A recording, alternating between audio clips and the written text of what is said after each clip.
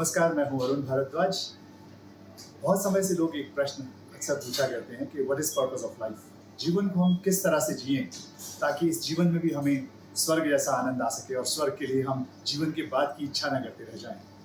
तो मुझे मिस्र की एक स्टोरी याद आ गई जो मैं आपके साथ में शेयर करना चाहता हूँ।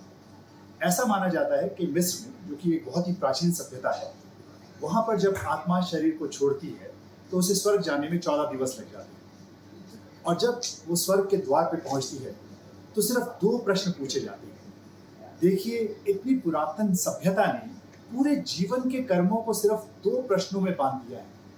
और यदि उन 2 प्रश्नों का उत्तर हाँ है तो आपको स्वर्ग मिलता है, और यदि ना तो फिर आप स्वर्ग के अधिकारी नहीं रहे। तो अब आप क्यूरियस होंगे जानने के लिए कि वो 2 प्रश्न क्या है।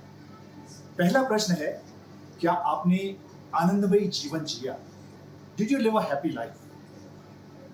आप आनंदमयी जीवन तभी जी सकते हैं जब अपनी वैल्यूज को आप पूरी तरह से जी रहे हैं। आप धर्म के अनुसार जी रहे हैं, किसी को दुख पहुंचाए बिना जी रहे हो। So did you live a joyful life? और अगर उस प्रश्न का उत्तर है हाँ, आपके मन के अंदर शांति है, विरोधाभास नहीं है, तो फिर आप एक कदम देते हैं और आपसे दूसरा प्रश्न पूछा जाता है, क्या आप दूसरों के आनंद का कारण बने?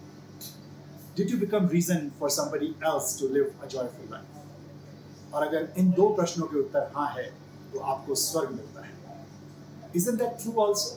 अगर हम भी यही सोचने लग जाएं कि जो भी हम करें ऐसा करें जिससे हमारी अंतरात्मा की शांति भंग ना हो, हमें अंतर मन में आनंद मिले, we should enjoy everything that we are doing, and whatever we are doing, it should not cause hurt, harm to anyone.